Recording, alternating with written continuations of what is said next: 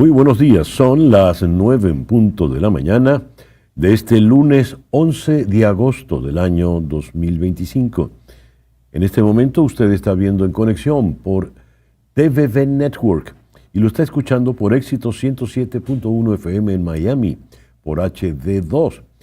También transmitimos a través de la plataforma Fanatis. En todos los Estados Unidos usted nos puede ver en su teléfono celular, en su tableta, en su computadora, en su teléfono, en su televisión inteligente. Solo tiene que suscribirse a VZ Play en Fanatis. El día de hoy, 11 de agosto, es el día de Santa Clara de Asís, San Alejandro Carbonero, obispo, Santa Altagracia, San Casiano de Benevento, obispo. Felicitaciones a las Claras en su día. En el calendario astrológico de Enrico Mariani tenemos a la luna menguando en Piscis. La luna de Piscis es la luna de la espiritualidad, es la luna de la caridad, es la luna de los sacrificios para sacrificarse por los demás. Dice también es una luna propicia para todo lo que tiene que ver con el mar. Y una buena noticia, el Mercurio retrógrado se fue a las 3:30 de la madrugada del día de hoy. Así que tenemos luna menguante en Piscis, Sol en Leo y ya no hay Mercurio retrógrado. El 11 de agosto de 1772, en la isla de Java, murieron 3.000 personas por la violenta erupción del volcán Papadán, que de 3.000 metros de altura quedó reducido a 1.700. El 11 de agosto de 1929, Baby Ruth batió su jonrón número 500 y se convirtió en el primer miembro de ese exclusivo club de los 500 jonrones en Grandes Ligas. El 11 de agosto de 1929, el mismo día, se publica en Venezuela la primera edición de Doña Bárbara, la gran novela de Rómulo Gallegos. El 11 de agosto de 1945 se inaugura, en ese entonces se llamaba la Plaza Altamira en Caracas, la emblemática plaza, y luego, en una visita del presidente francés François Mitterrand, quedó convertida en la Plaza Francia. Regresando al béisbol, el 11 de agosto de 1991, Wilson Álvarez, lanzando para los Medias Blancas de Chicago contra los Orioles de Baltimore, logró el primer no-hit no-run de un lanzador venezolano en Grandes Ligas. El 11 de agosto de 1994 se realiza la primera compra-venta por Internet 100% digital. Dan Cohn, a través de el sitio web NetMarket, desde Nashua, en New Hampshire, vendió por $12.48, más los gastos de envío, un CD del álbum Ten Summoners de Sting. Se lo vendió a el señor Phil Brandenburg en Filadelfia. La transacción se realizó de forma segura con una tarjeta de crédito, protegida por una encriptación PGP. Esa fue la primera transacción y eso es el pan de cada día, hoy por hoy. Y el 11 de agosto del 2014, a los 63 años, falleció Robin Williams. La agenda, el programa que te hemos preparado para el día de hoy, lo vamos a iniciar aquí en Miami con nuestra compañera aquí en TVV Network, Carla Angola. Vamos a hablar con Carla porque, habida cuenta de los contactos que ella tiene en el Departamento de Estado, puede manejar una información privilegiada a propósito de las últimas declaraciones de la administración Trump y la reacción de María Corina Machado a propósito de ese apoyo firme, militar incluso, se dice, a la causa de la democracia en Venezuela por parte de la Casa Blanca. Luego vamos en Washington a conversar con el doctor Ernesto Castañeda de la American University. Donald Trump ha cumplido ya 200 días de gobierno. ¿Qué nos dicen esos 200 días? ¿Qué ha ocurrido? Y sobre todo, ¿qué podemos esperar luego de esta experiencia? Después, en Bogotá, vamos a conversar con el internacionalista Eduardo Palacios. Con él vamos a abordar el encuentro entre Donald Trump y Vladimir Putin, que se ha de realizar este próximo viernes en Alaska. Después, con el doctor, vamos a conversar, la anterior conversación era en Bogotá, la que viene en Bogotá es esta con el doctor Alejandro Cardoso Uzcategui de la Universidad Sergio Arboleda. Crece la influencia de China en Latinoamérica, pero también con él, por supuesto, vamos a hablar del fallecimiento en horas de la mañana de Miguel Uribe Turbay. El foro de hoy, infantilizar a los mayores. ¿Por qué las personas cuando entran ya en una edad avanzada empezamos a tratarlos como si fueran bebecitos? Eso no. Esto lo vamos a abordar con la psicóloga Marta Ortiz y con la también psicóloga Iraida Moreno Luna. Ambas están en Ciudad de México. En Lima vamos a hablar con el internacionalista Francisco Belaúnde a propósito del conflicto limítrofe entre Colombia y Perú por una isla en el río Amazonas. Y vamos a cerrar aquí en Miami con Horacio Medina, presidente de la Junta de PDVSA ad hoc, a propósito del documental Salvemos a Citgo. Hablaremos del documental y, por supuesto, evidentemente hablaremos también de la situación de Citgo. Ese pues el programa que te hemos preparado para el día de hoy, 11 de agosto. Y a las 9:06 de la mañana vamos entonces con las noticias más importantes hasta este momento. El presidente Donald Trump firmó una directiva ordenando al Pentágono desarrollar planes para operar contra cárteles de la droga en la América Latina, que han sido catalogados por Estados Unidos como organizaciones terroristas. La medida incluiría acciones militares fuera del territorio estadounidense bajo el argumento de proteger la seguridad nacional y combatir el tráfico de fentanilo. El anuncio ha provocado fuertes reacciones en la región. El gobierno de México lo calificó como inaceptable y advirtió sobre una posible ruptura diplomática si se llevan a cabo incursiones unilaterales. Desde el Pentágono, fuentes anónimas indicaron que aún no hay un calendario ni una operación específica aprobada, pero que el trabajo de planificación ya está en marcha. La líder de la oposición venezolana, María Corina Machado, agradeció a la administración de Donald Trump por duplicar la recompensa a $50 millones por información que conduzca al arresto de Nicolás Maduro, afirmando que la medida representa un punto de inflexión. En declaraciones a Fox News, María Corina Machado dijo, le cito, «Pienso que las cosas van a moverse realmente rápido. El mensaje no solo ha llegado a Maduro, sino también a los líderes cercanos a él». Fin de la cita. Machado también advirtió que los allegados de Maduro tienen poco tiempo para decidir. O están del lado de la justicia y del pueblo o caerán con Maduro. Otra cita textual. María Corina Machado sostuvo que el régimen ha generado miseria, que la recompensa lo define como líder de una organización terrorista criminal, el Cartel de los Soles, y consideró que Venezuela está preparada para una transición ordenada, con equipos listos para asumir el poder. El senador y candidato presidencial colombiano Miguel Uribe Turbay ha fallecido hoy lunes como consecuencia de los disparos que recibió el sábado 7 de junio en Bogotá, mientras se intervenía en un acto de campaña. El político de 39 años era hijo de la periodista asesinada Diana Turbay y nieto del expresidente Julio César Turbay Ayala, y ha muerto en la Fundación Santa Fe, la clínica a la que había sido trasladado el día de su atentado. Su esposa, María Claudia Tarazona, ha confirmado la noticia en su cuenta de Instagram. Escribió ella, «Nuestro amor trasciende este plano físico. Espérame que cuando cumpla mi promesa con nuestros hijos, iré a buscarte y tendremos nuestra segunda oportunidad». Cita textual, según lo que publicó en la red social X. En un nuevo avance táctico, las fuerzas ucranianas lanzaron un ataque con drones durante la madrugada de ayer domingo sobre la refinería de petróleo de Saratov, en territorio ruso, provocando explosiones y un incendio en una instalación clave para el suministro militar ruso. El generalato ucraniano confirmó el éxito de la operación, mientras que autoridades regionales rusas reportaron daños a edificios residenciales e infraestructura industrial, además de una víctima fatal. Este episodio se enmarca en una escalada de acciones aéreas dirigidas a desgastar la capacidad logística de Moscú.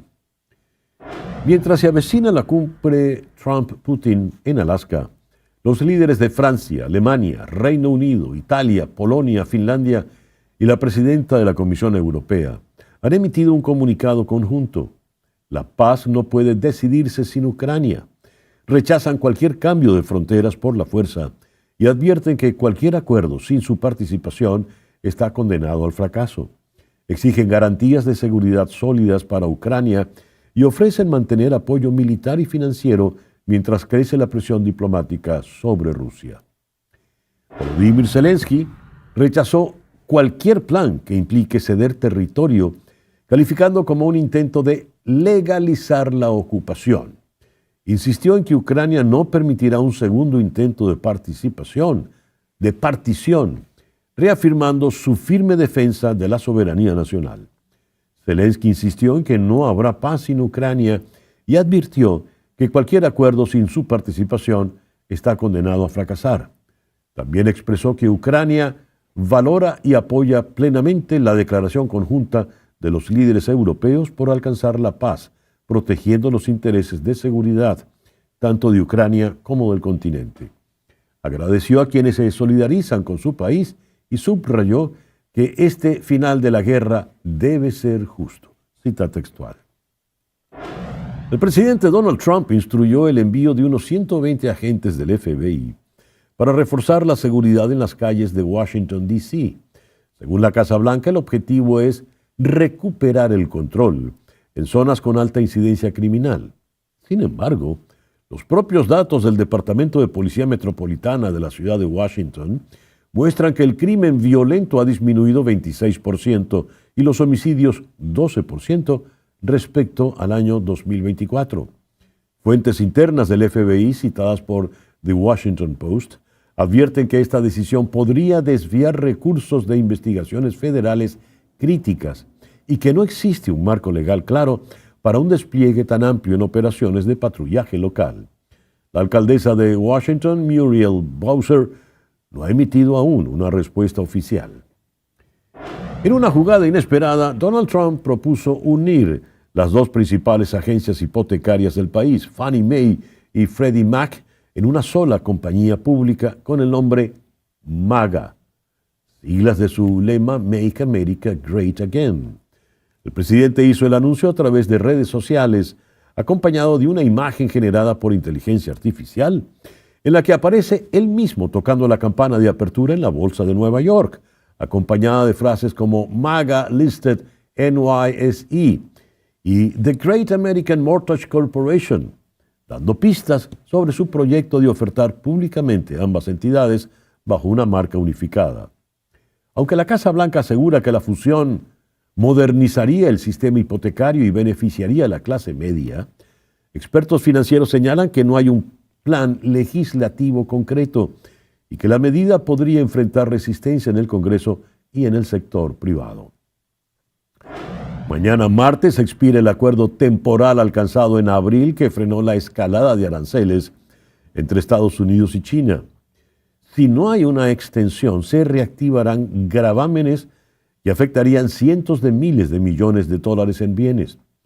La Casa Blanca vincula la renegociación de esta tregua a otros temas estratégicos, como el comercio de tecnología y minerales críticos y a la agenda de seguridad nacional. El presidente Trump ha declarado entrever que las conversaciones con Pekín podrían influir en sus posturas en la próxima cumbre en Alaska con Vladimir Putin, donde se discutirá el conflicto en Ucrania. Ayer domingo, Tel Aviv fue el epicentro de una de las demostraciones más masivas vistas en Israel en meses. Casi 60,000 personas, muchas de ellas familiares de los rehenes en Gaza, inundaron las calles bajo el lema "El silencio mata". El país se paraliza para salvar a los rehenes y a los soldados. Estas protestas estallan en respuesta al plan del primer ministro Benjamin Netanyahu para ocupar militarmente Gaza, una operación que podría poner en riesgo a los cautivos y provocar un nuevo éxodo de civiles. En medio de este escenario llaman a una huelga general para defender la ofensiva y priorizar la liberación de los secuestrados. Mientras tanto, Netanyahu defendió con firmeza su plan de tomar el control militar de la ciudad de Gaza, calificándolo como la mejor y más rápida vía para poner fin a la guerra. Aseguró que el objetivo es liberar Gaza y no derrotar a Hamás, no ocuparla permanentemente, y acusó a sus críticos de participar en una campaña global de mentiras contra Israel. Reiteró que su enfoque incluye 5 principios clave para estabilizar la región y subrayó que no hay otra opción viable para proteger a su país. Un ataque israelí cerca de un hospital en la ciudad de Gaza anoche mató a 4 periodistas de Al Jazeera, según informó la cadena, y las autoridades sanitarias de Gaza informaron de al menos una muerte adicional. El ejército israelí confirmó que había llevado a cabo un ataque contra uno de los hombres fallecidos, a quien acusó de ser un combatiente de Hamás que se hacía pasar por reportero, acusación que él y la cadena habían rechazado. En la madrugada de ayer domingo, el volcán Shimoedake, ubicado en la cordillera de Krishima, en la isla de Kyushu, entró en erupción con gran fuerza, lanzando una columna de ceniza que se elevó más de 3.000 metros sobre el cráter. La Agencia Meteorológica de Japón mantiene el nivel de alerta en 3, advirtiendo sobre caída de rocas volcánicas en un radio de hasta 14 kilómetros y riesgo de flujos piroclásticos peligrosos a menos de 2 kilómetros. Se esperan precipitaciones de ceniza moderadas en localidades como Kobayashi, Takaharu y Kirishima, lo que podría afectar la visibilidad y la calidad del aire. No se han reportado heridos ni daños importantes hasta el momento, aunque la situación permanece en vigilancia ante posibles movimientos sísmicos o nuevas emisiones volcánicas. Y a las 9:17 de la mañana vamos entonces con nuestro editorial de hoy. Ha muerto Miguel Uribe Turbay, un joven político colombiano de apenas 39 años. Según leo, el estado de salud del senador Uribe Turbay se había agravado en la madrugada del día sábado, tras una intervención programada a primera hora. Había presentado un sangrado intracerebral agudo que obligó a otra cirugía, esta vez de urgencia. Horas después, por la tarde, la clínica había informado que la condición del senador era extremadamente crítica por un edema cerebral persistente y un sangrado intracerebral de difícil control. Cita textual. La Fundación Santa Fe informó que Uribe Turbay falleció a la 1:56 de la madrugada de hoy, hora locales. Y citan: el equipo a cargo del cuidado del señor Uribe Turbay en todas las áreas de la institución trabajó incansablemente durante estos más de 2 meses desde su ingreso gravemente herido. Fin de la cita. El presidente Álvaro Uribe Vélez, líder del partido al que pertenecía el senador Uribe Turbay, aunque no son familia, ha publicado el siguiente mensaje en la red X: el mal todo lo destruye, mataron la esperanza. Que la lucha de Miguel sea luz que ilumine el camino correcto de Colombia. Recordemos que el expresidente Uribe Vélez está condenado al arresto domiciliario. El otro presidente del partido de derecha, Iván Duque, escribió: Colombia llora, pero no se rendirá ante los criminales que apagaron la vida de un joven admirable. Recordemos que Uribe Turbay estuvo agonizando desde aquel sábado 7 de junio en la ciudad de Bogotá, después de que un niño de apenas 14 años le disparara prácticamente a quemarropa para asesinarle. 2 meses después, no está perfectamente claro todavía, con todo y que el sicario fue capturado vivo y está vivo, los detalles del atentado político, quiénes están detrás de esto.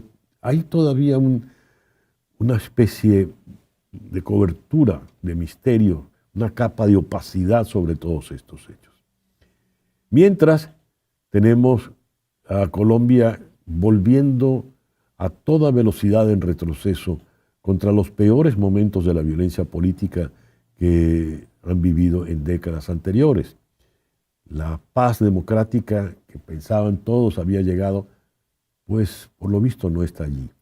Y todo esto mientras gobierna al país un individuo populista, irresponsable, ligero de palabra, pues, y lerdo de acción. Ojalá Colombia pues encuentre un camino correcto, como dice el expresidente Uribe, luminoso, y pueda encontrar de nuevo su senda. Por lo pronto, el dolor pues de la viuda, la señora Tarazona. Siempre serás el amor de mi vida, escribió ella. Gracias por una vida llena de amor, gracias por ser un papá para las niñas, el mejor papá para Alejandro, porque las niñas no son hijas del matrimonio con el senador. Pido a Dios me muestre el camino para aprender a vivir sin ti. Nuestro amor trasciende este plano físico. Espérame que cuando cumpla mi promesa con nuestros hijos iré a buscarte y tendremos nuestra segunda oportunidad. Descansa en paz, amor de mi vida, yo cuidaré a nuestros niños.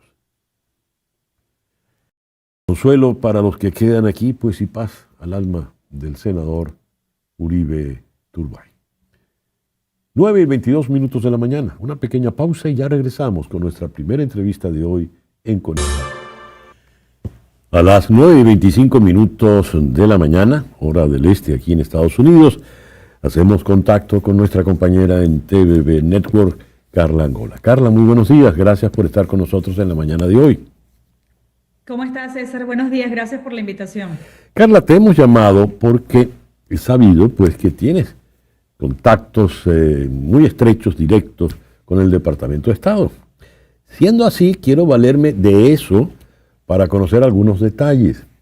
Hiciste un comentario en tus redes sobre la declaración del secretario de Estado Marco Rubio, una entrevista que dio a un medio católico religioso, sobre la designación de el Cartel de los Soles como organización terrorista, lo que daría pie para eventuales acciones militares. ¿Qué sabes de eso, Carla? Bueno, sabes que gracias por la oportunidad. En estos días estaba preguntándome, porque obviamente cualquier decisión en ese sentido no la van a avisar ni te la van a comunicar, por más contacto que tengas. Pero dije, yo no puedo adivinar, no podemos prever lo que Donald Trump va a hacer en el futuro. Pero recuerda que a esta servidora fue a la que por primera vez Donald Trump en el 2017 le dijo que todas las opciones estaban sobre la mesa. Es decir, después de eso yo he aprendido con los años a administrar muy bien mis expectativas. Entonces dije, yo no puedo concluir qué es lo que va a hacer Donald Trump ahora en lo inmediato cuando Marco Rubio habla de algo tan importante como dejar de lado el law enforcement, que es la utilización de Homeland Security, de las fuerzas, digamos, internas, cuando hay una amenaza dentro del país, a pasar a convertir esto en una amenaza a la seguridad nacional de los Estados Unidos. Es decir, allí es cuando entra, y él lo alude, el llamado que le hacen al Departamento de Defensa. Es decir, cuando ya hay una amenaza que está tan cerca de la frontera. Entonces dije, yo no puedo saber qué va a hacer Donald Trump ahora, pero sí puedo saber y recordar qué es lo que quería hacer incluso en el 2019. Y recordé que Mark Esper, quien era el segundo secretario de Defensa de Donald Trump en aquella época, escribió un capítulo en su libro dedicado a lo que pasó en ese tiempo con respecto a la discusión sobre si se iba a realmente aplicar la fuerza militar. Y me encontré con cosas bien interesantes porque ya lo había leído, pero lo releí. Y fíjate que él fue uno de los grandes obstáculos para que en ese momento se llevara adelante una acción de fuerza. Él mismo se describe como el aguafiestas. Y después llamé durante todo el fin de semana a varios protagonistas de la época y me recordaban, porque muchos venezolanos creían que Juan Guaidó o Vecchio nunca habían pedido lo que llamaban en ese tiempo la pizza, no habían ordenado la pizza. Y sí se ordenó. Esper en su libro recuerda que en esa reunión en la oficina Oval, incluso en las reuniones posteriores con el Departamento de Seguridad Nacional, nosotros estábamos en la Casa Blanca, pero fuera, ¿no? Y él decía, en esa reunión, Trump, desde que llegó a la presidencia, en ese tiempo estaba obsesionado con Venezuela. Incluso le llegó a decir, y con él coincide John Bolton también en su libro, llegó a decir, ya he pedido 5 veces que se intervenga desde el punto de vista militar en Venezuela. Y le dijo, get rid of him, o sea, sácalo del camino. ¿Cuándo hagamos? Lo vamos a sacar a Maduro del poder. Entonces, claro, en ese momento lucía fantasioso y cuando ahora lo estoy repitiendo también, pero cuando los protagonistas de esa época te dicen que para Donald Trump, quizás no necesariamente por el tema que para nosotros sería una prioridad, derechos humanos, democracia y libertad, porque Esper decía, yo que lo conozco bien, aunque él hablaba del sufrimiento de los venezolanos, sé que le interesaba tener acceso total a las reservas de petróleo. Y fíjate que María Corina Machado, desde que llegó Donald Trump al poder, ha estado presentándole la libertad de Venezuela como un negocio. Y le dice, tú ni siquiera me vas a tener que pagar mi libertad, la voy a poder pagar yo. Y el mundo se va a poder aprovechar de esos Mm. recursos que van a tener absoluta disponibilidad porque nosotros queremos privatizar, no queremos tener el control. Entonces, tomando en cuenta eso, Esper decía, yo fui como un gran obstáculo, John Bolton también más bien trataba de inclinarlo hacia sanciones. En varias conversaciones que hubo en el Departamento de Seguridad Nacional, Mauricio Claver Carone, a quien entrevisté varias veces en esa época, él lo describía como la línea más dura, que incluso en una reunión le llegó a decir a Donald Trump, usted no Muy bien. quiere que si esta amenaza del narcotráfico que representa Donald Trump hiere a los Estados Unidos como va a herirlo, usted no quiere que eso pase bajo su vigilancia. Entonces había como una lucha allí entre el Departamento de Seguridad Nacional que trataba de convencer a un Trump que ya estaba convencido que quería aplicar la medida de fuerza, aun cuando él había dicho cuando llegó al poder que él quería salir de todas las guerras y no quería incursionar en ninguna más. Venezuela entendían que incluso el tener un pie de Rusia, de Irán, de China en el hemisferio era algo que le generaba gran preocupación. Entonces, ese Trump de esa época quería, según el testimonio de John Bolton, de Mark Esper y de incluso los protagonistas del gobierno interino del momento, quería una intervención militar en Muy bien. Venezuela. Y Déjame, hay una conversación, después te la cuento. Ajá, dime. fíjate, Carla, has dicho varias cosas, con lo cual tenía razón en entrevistarte porque manejas información privilegiada. Fíjate, has citado el momento en que él te declara a ti, el presidente Trump, todas las opciones están sobre la mesa. Después supimos en qué terminó eso, que ni siquiera me sabía. Está citándonos a todos los asesores que él tenía en su momento que le dijeron, presidente, no haga eso. Ujú. En este momento, el presidente, después de la experiencia de su primera administración, lo que tiene son puros yes men, ¿verdad? Que no le van a decir que no. Mire, Hexet no le va a decir que no de ninguna manera. Hay un abismo entre Hexet y Mark Esper. Bien, mi pregunta, ¿qué es lo que está planteado en este momento?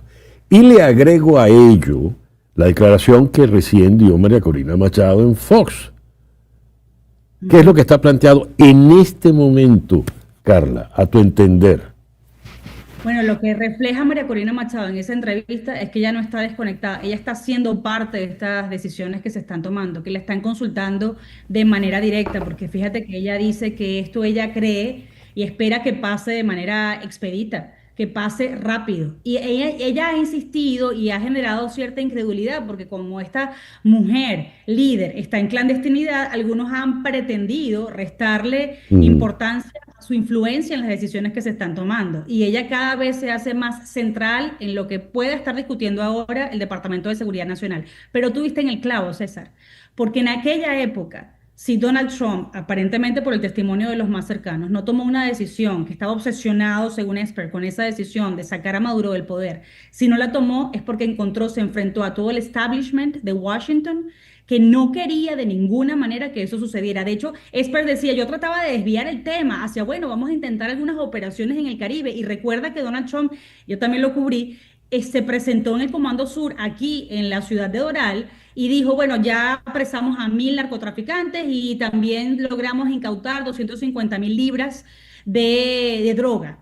En esa época fue lo que más pudo lograr él. Y la conclusión de Esper era que aun cuando él tenía personas como Mauricio Claver Caroni dispuestos a amplificar todo el plan de Donald Trump de sacar a Maduro del poder, se encontró con frenos como él. Pero entonces ahí está el momento en el que nos encontramos ahora. Ahora Trump no tiene ningún tipo de resistencia en el gobierno. Bien. Eso no nos da garantía de que él vaya a materializarlo.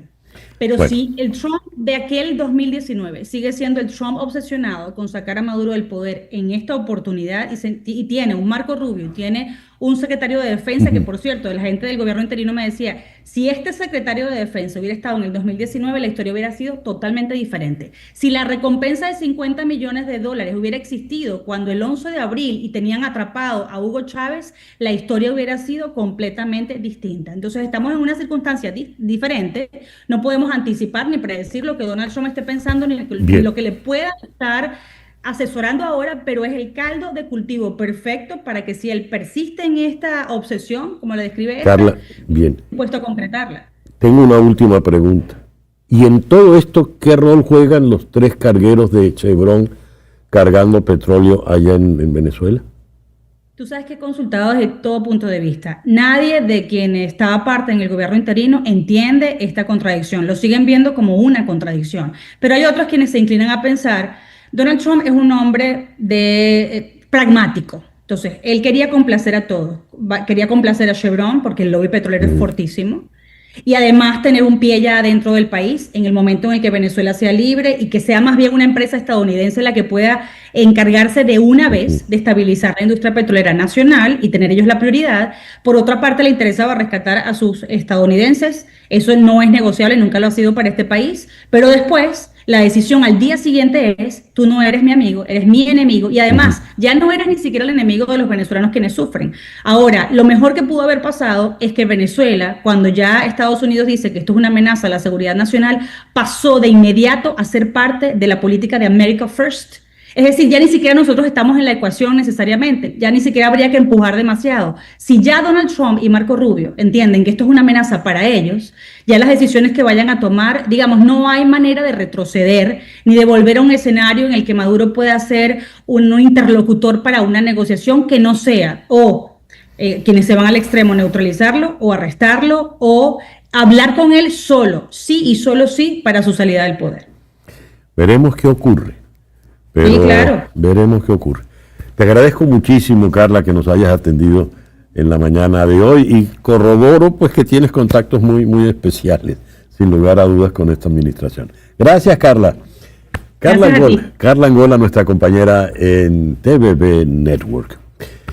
9:36 de la mañana. Esto está en nuestras redes.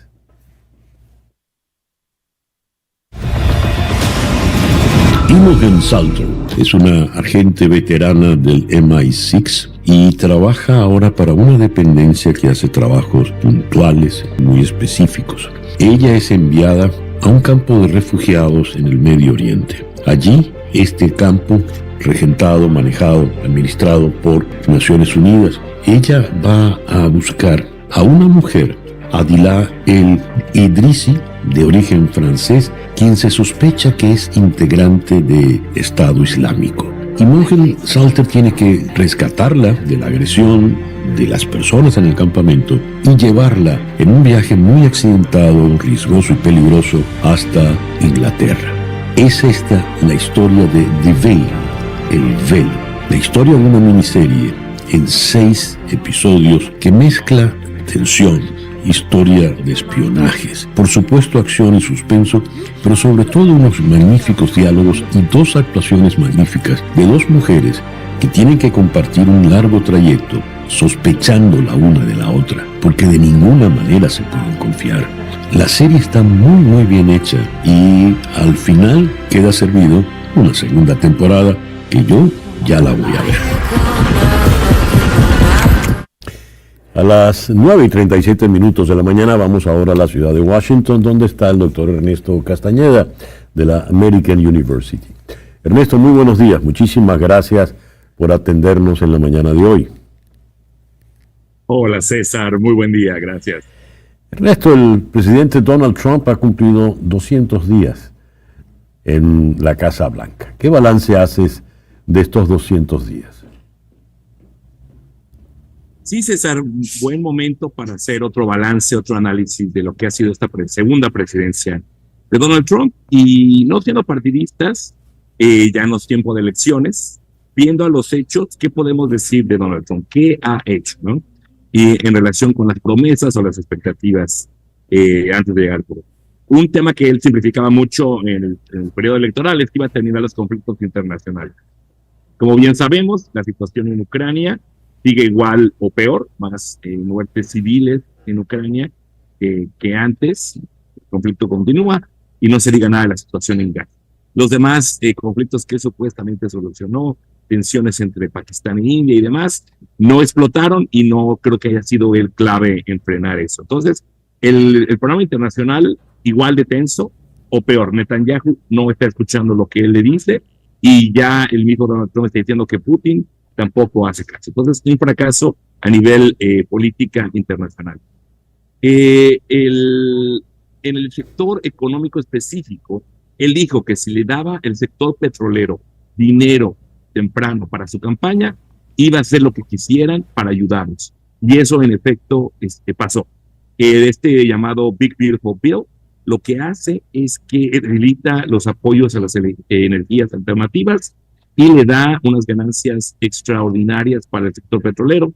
Decías también la situación en Venezuela, que también tiene mucho que ver con los intereses de los grandes corporativos petroleros estadounidenses. Ellos están muy bien servidos. Los impuestos para los billonarios han bajado. Entonces, no podemos hablar de una agenda populista.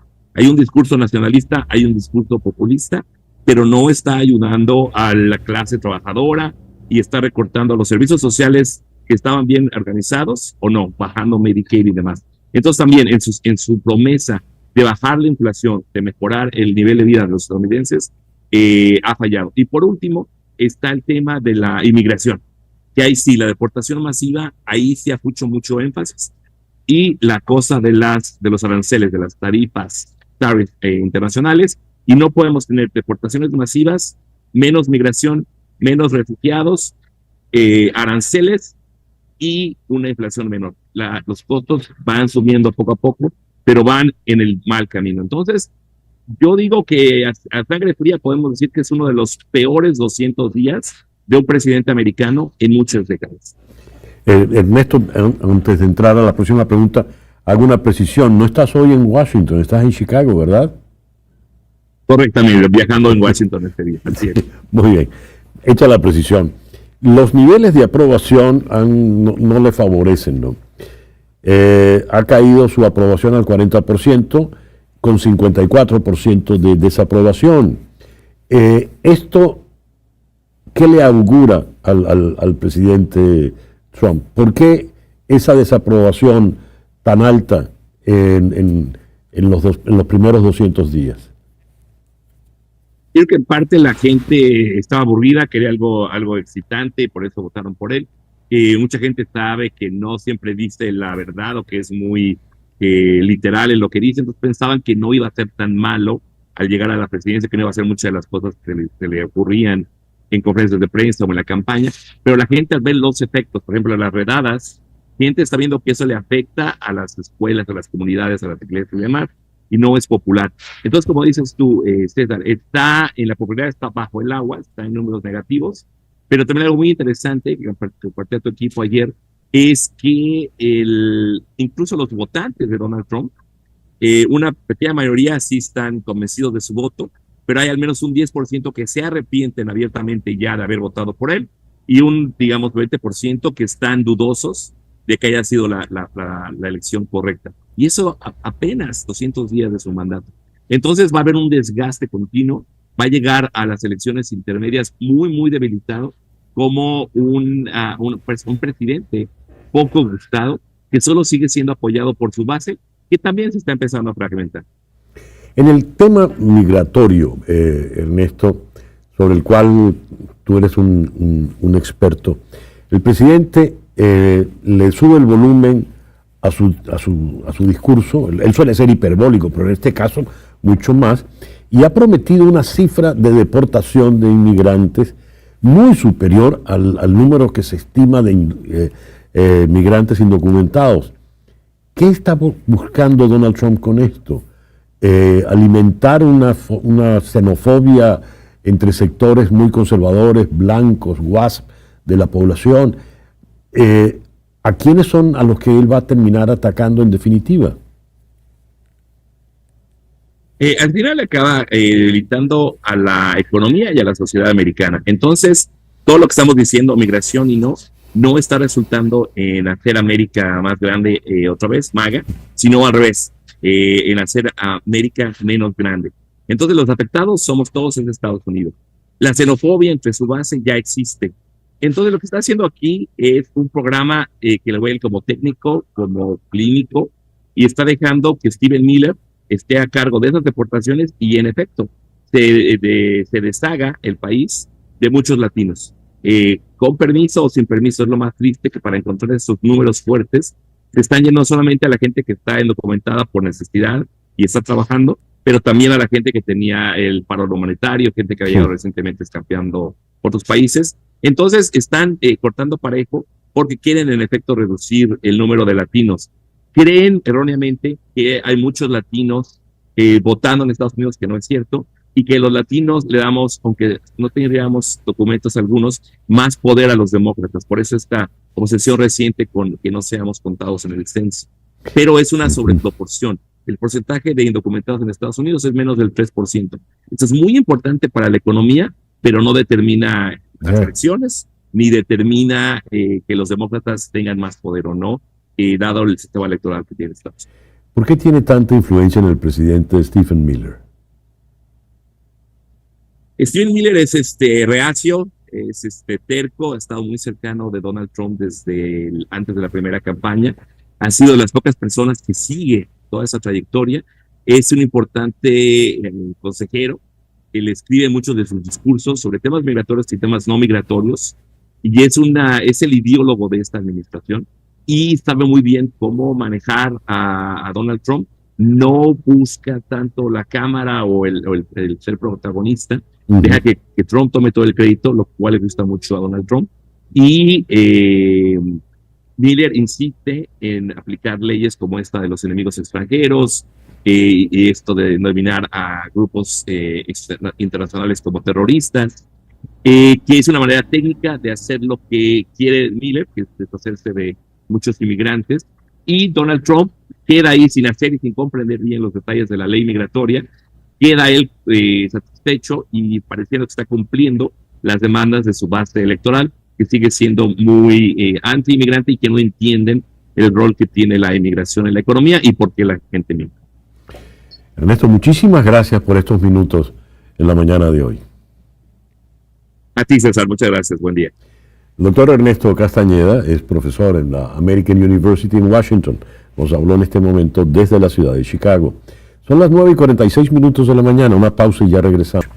Vamos ahora a Ciudad de México con el doctor Eduardo Palacios, internacionalista. Eduardo, muy buenos días. Muchísimas gracias por atendernos en la mañana de hoy. Muy buenos días, César. Gracias a ti. Eduardo, ¿qué podemos esperar realmente de la reunión este viernes en Alaska entre Vladimir Putin y Donald Trump? Bueno, pues de acuerdo a lo que se ha estado observando, a las tendencias de las últimas negociaciones, sinceramente considero que no podemos esperar mucho más de lo que ha venido sucediendo. Es decir, que no se va a alcanzar el tan esperado alto al fuego, que es lo que pues la comunidad internacional quiere, y es lo que Donald Trump ha estado pregonando, ¿no? Que desde que llegó al poder dijo que en 24 horas iba a resolver la guerra, luego dijo que en 100 días, luego puso una fecha en septiembre y bueno, estamos ya en agosto y el conflicto sigue, ¿no? Entonces, si lo que se está esperando es alcanzar este alto al fuego, dudo que en esta reunión se logre. No obstante, considero que es importantísimo ya que ambos jefes de Estado se encuentren cara a cara y puedan discutir de manera personal pues alguna posible solución, ¿no? ¿Y por qué te comento que creo que es muy difícil alcanzar este alto al fuego? Porque bueno, Rusia tiene una postura bastante marcada, inflexible, y del otro lado pues también tanto Ucrania como Europa no están dispuestas a ceder ante las exigencias de Vladimir Putin. Así que creo que es un paso muy importante, ¿sí? Llama la atención que se haga en Alaska, un territorio que perteneció a Rusia, sí, y que adquirió Estados Unidos, ¿no? Porque precisamente parte de lo que impide llegar a este alto al fuego es que Rusia quiere que se reconozca ya la soberanía sobre pues, las 5 regiones que antes pertenecieron a Ucrania y que corresponden casi al 20% de su territorio, cosa que Ucrania pues, no puede permitir. A ver, Europa ha reaccionado antes de esta reunión de manera militante al lado de Volodymyr Zelensky. Han firmado el documento los principales líderes del continente, más la señora von der Leyen, a nombre de toda la comunidad. ¿Qué tanto puede pesar Europa en la reunión que se pueda dar en Alaska? Pues es un punto muy interesante el que tocas, porque precisamente Donald Trump, desde inicios de este año, si mal no recuerdo, en febrero, que se da esta reunión entre altos mandos, tanto de Estados Unidos como de Rusia en Arabia Saudita, pues precisamente hace a un lado a Europa de las negociaciones, fracciona a la OTAN, o NATO, como le llaman en inglés, completamente, y demuestra que poco le interesa lo que pueda pensar Europa. Y bueno, también tenemos ese famoso caso de la discusión entre Donald Trump y Volodymyr Zelensky en la oficina oval de la Casa Blanca, en lo que también creo que nos deja ver Trump que poco le interesa lo que al final del día pueda pensar el líder ucraniano, ¿no? Y que en esta ocasión nuevamente se dé una reunión ahora entre los más altos, los 2 ejecutivos de ambos países, y Europa no está invitada y Ucrania no está invitada, pues creo que renueva esta postura de Trump de que valora su apoyo, pero no son indispensables para la resolución del conflicto. Entonces, que salgan los europeos con Zelensky a hacer este tipo de declaraciones conjuntas, precisamente yo creo que refleja la desesperación en la que se sienten por estar pues, al margen de tan importantes negociaciones. Vamos a poner el escenario más difícil, el más adverso. Donald Trump le dice a Vladimir Putin: de acuerdo, señor Putin, yo, Estados Unidos, le voy a reconocer todos los territorios que usted ha invadido de Ucrania y son suyos. ¿Qué pasa entonces? Si este escenario llegara a materializarse, y yo creo que también hay ahí el simbolismo de la reunión en Alaska, creo que le exigiría a Rusia muchísimas garantías. Dentro de estas vendrían pagos por daños y reparaciones altísimos. Es decir, que esto no se vea como una anexión por medio de la invasión, sino como una paz negociada, como una adquisición por la cual Rusia está pagando. Justo lo que sucedió del lado contrario cuando Estados Unidos pagó por Alaska a Rusia. Y aparte de estas reparaciones económicas, que estoy seguro que también pueden incluir tratos favorables para que empresas estadounidenses empiecen a operar en estas nuevas regiones que, bueno, de facto están prácticamente bajo control ruso, también incluirían garantías de seguridad.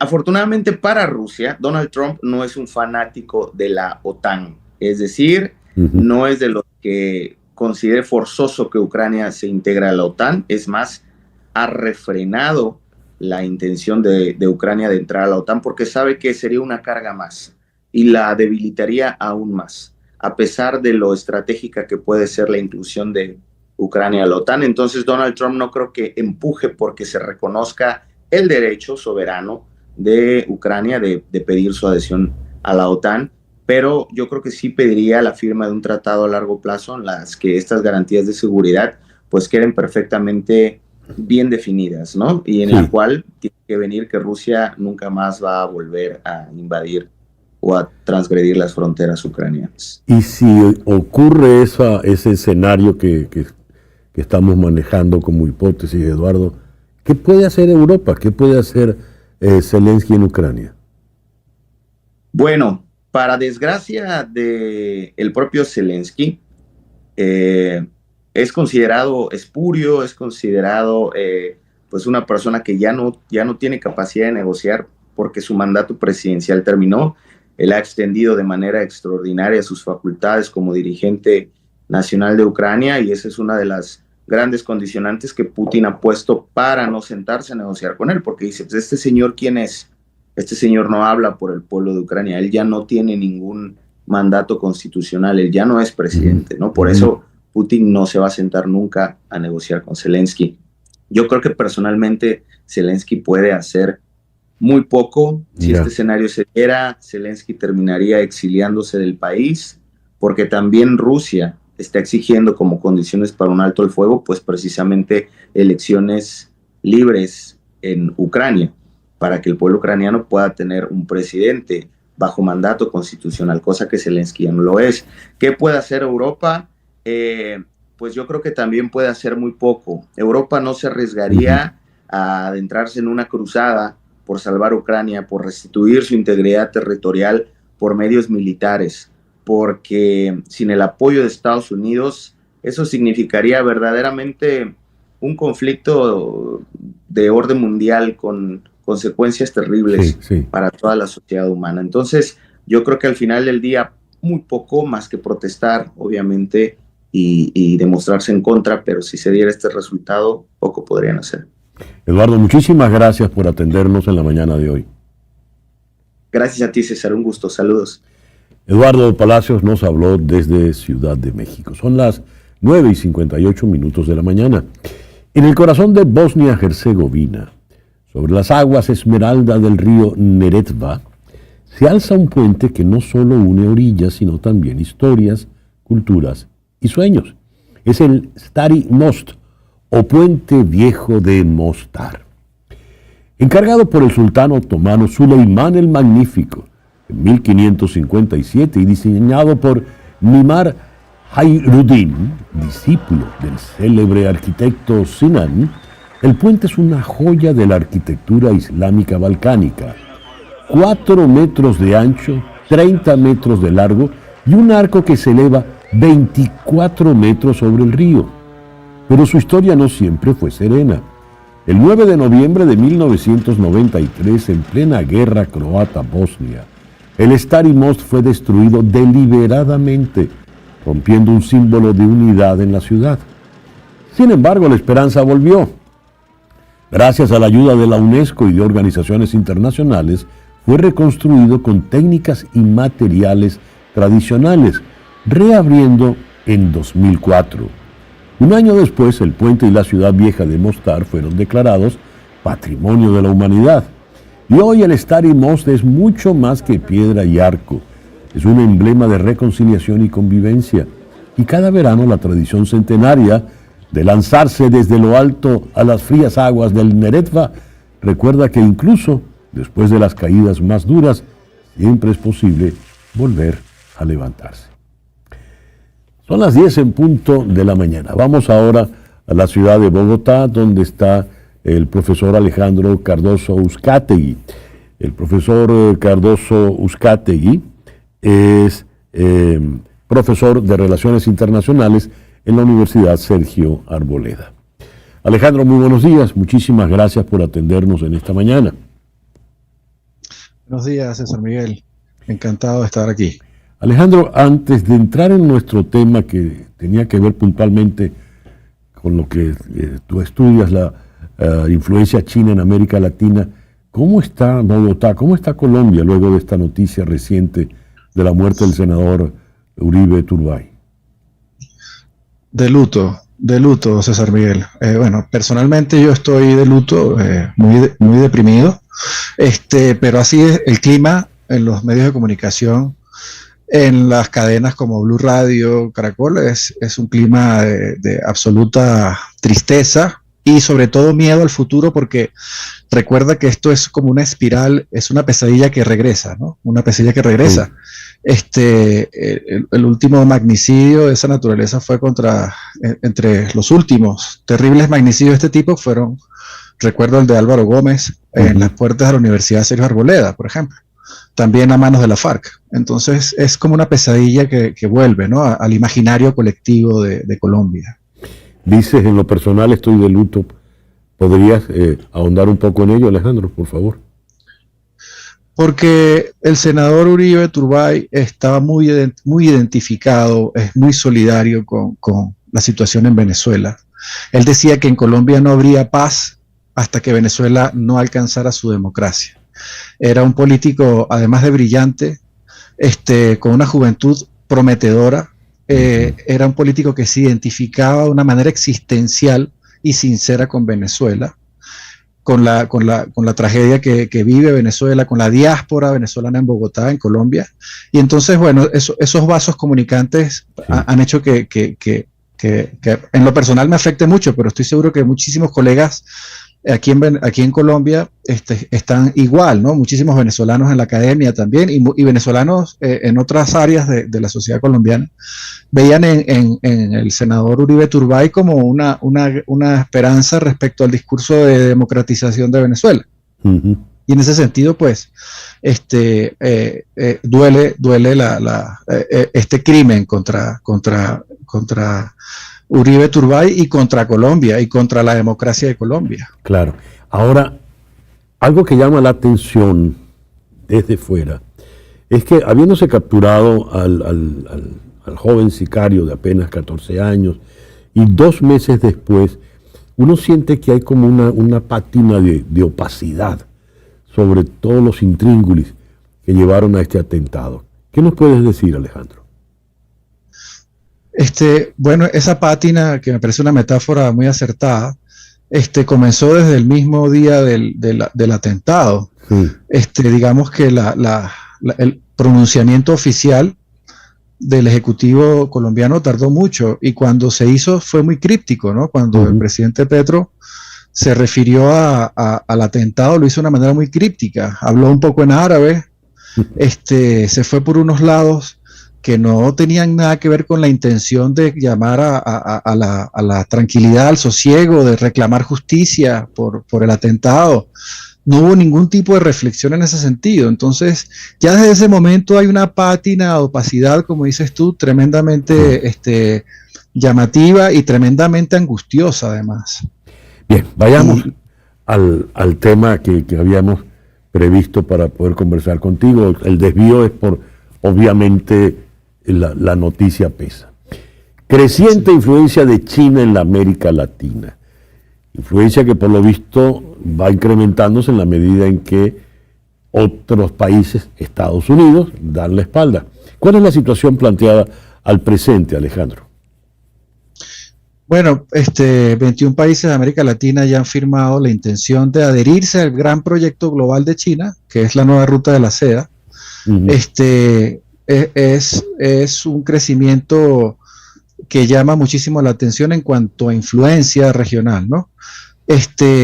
Y en términos numéricos, fíjate que entre el año 2000 y el 2020-2025, el volumen de comercio entre América Latina y China pasa de 12.000 millones de dólares en 2000 a más de 315.000 millones de dólares en la fecha actual. Es decir, es un incremento que nunca se ha dado en términos de comercio de América Latina con una región extrabloque, ni con Europa, ni con Estados Unidos. Entonces, esto es, pues, obviamente, en el marco de un proyecto global, donde América Latina forma parte estratégica de ese proyecto global. Llama mucho la atención que el mayor atractivo de China es Brasil, quien iba a firmar parte, iba a adherirse a la nueva ruta de la seda el año pasado, pero de repente se frenan los brasileños. Durante el último momento, digamos, de la administración de Joe Biden, se frenan los brasileños y Celso Amorín, en calidad de asesor de la política exterior de Lula, no en calidad de canciller, es quien explica las razones a la propia China de por qué Brasil se frena y habla de manera eufemística de decir de que es una sinergia lo que busca Brasil, no comprar un seguro de vida con China. Es decir, es un frenazo muy llamativo, y podemos ver que ese frenazo se dio tal vez por diálogos entre Estados Unidos de Biden y Lula en Brasil. Ahora, pero luego con este cambio de Trump, ¿cómo queda ese juego, no? Y sobre todo, dada el enfrentamiento con Lula, Trump-Lula y el 50% de aranceles, ¿cómo queda todo? Exacto.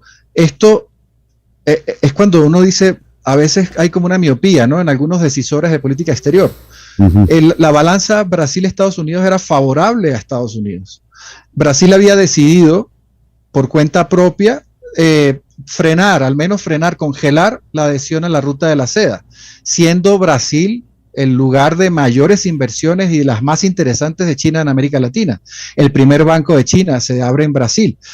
Más de la mitad de los proyectos de China en Brasil son greenfield, es decir, iniciativas que van de cero, como la instalación de estas grandes plantas de carros eléctricos. Y de repente Trump, por el juicio que hay en contra de Bolsonaro, pues crispa las comunicaciones diplomáticas y decide castigar con tarifas a Brasil. Entonces me parece que ahí hubo como una falta de lectura global respecto al papel de Brasil en América Latina y en el mundo. O sea, Brasil está para el año 2030 por encima del umbral de las grandes potencias económicas. Va a estar por encima de muchos países de Europa y de Asia, va a estar entre las 10 potencias económicas del mundo.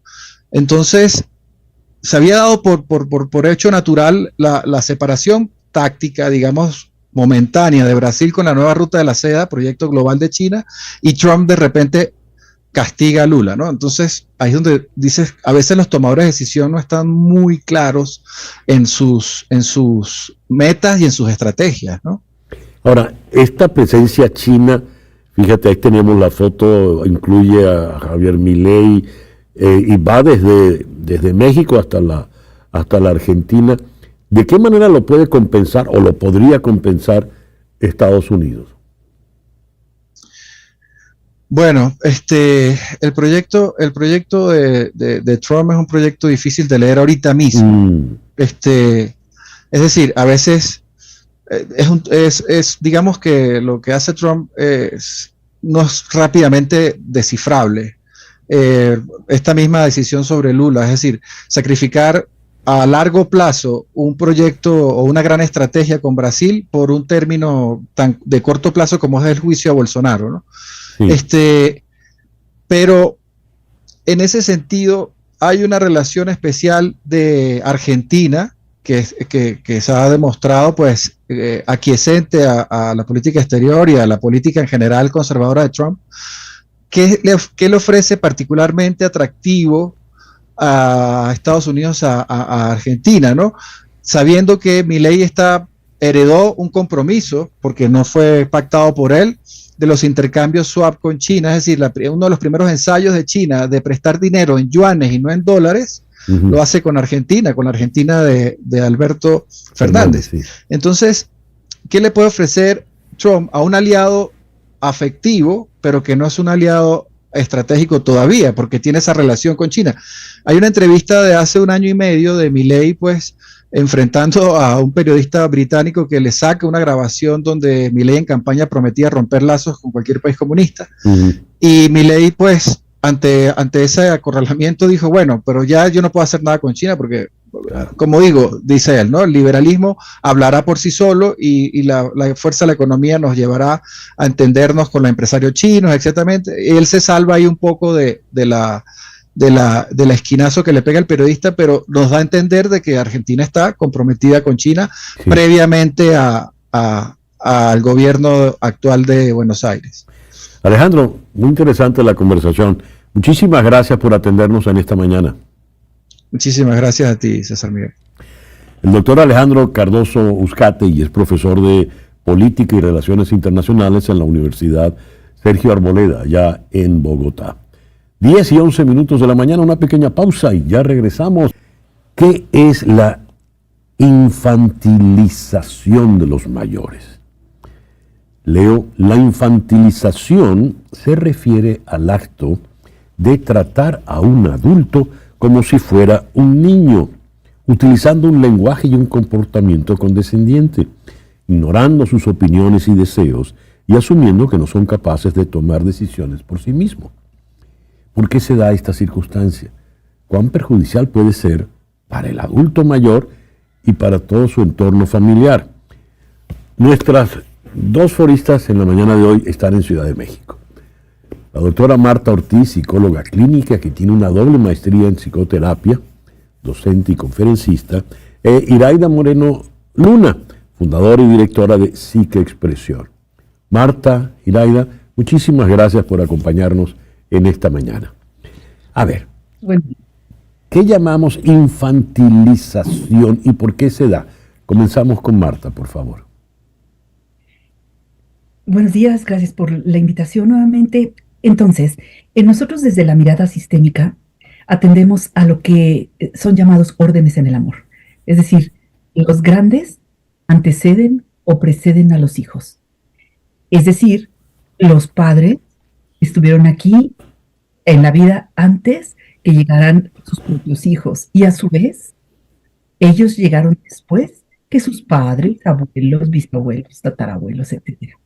Entonces, esta mirada que es muy amorosa nos muestra cómo la vida viene de atrás hacia adelante, tal como un río. Viene desde la montaña, allá se forma con la lluvia y baja hacia el mar.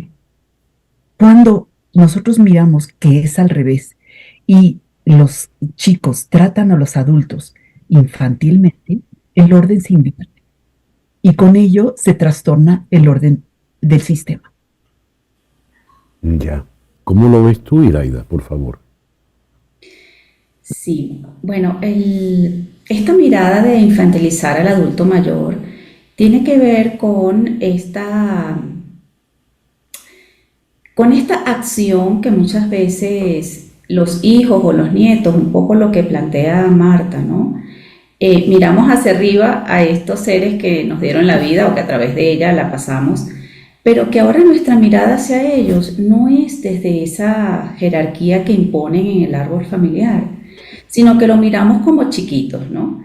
Un poco en la introducción que hacía César, miramos que ellos no tienen derecho a opinar o que sus opiniones no son acordes a lo que se está planteando o que no le damos validez a sus opiniones.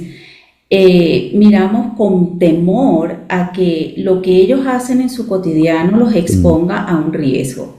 Pero ¿qué sucede digamos, en la psique, en el corazón, pues de estos miembros de la familia que miramos así al adulto mayor? Pues muchas veces es el temor a que se lastimen, a perderlos pronto, mirar el atardecer de la vida de padres o de abuelos. Eso a veces genera un peso mayor en la forma de pensar y de sentir a nuestros seres queridos. Entonces todo ese temor lleva a que generemos estas conductas hacia ellos en su convivencia. Entonces los invalidamos, pensamos que no pueden hacer sus cosas solos, generamos una sobreprotección en el cotidiano que trae como consecuencias riesgos en su salud mental y física. Esta sobreprotección no es favorable para el adulto mayor, al contrario, genera un desbalance en su salud mental y física. Genera una poca valorización de su autoconcepto, comienza a incidir en su autoestima. Piensan entonces que ya no son buenos para hacer las cosas, que ya no sirven, se sienten desvalorizados, comienza también un aislamiento social en esta sobreprotección de hacerlos sentir de que ellos no pueden solos, entonces comienzan cada vez a apartarse un tantito más.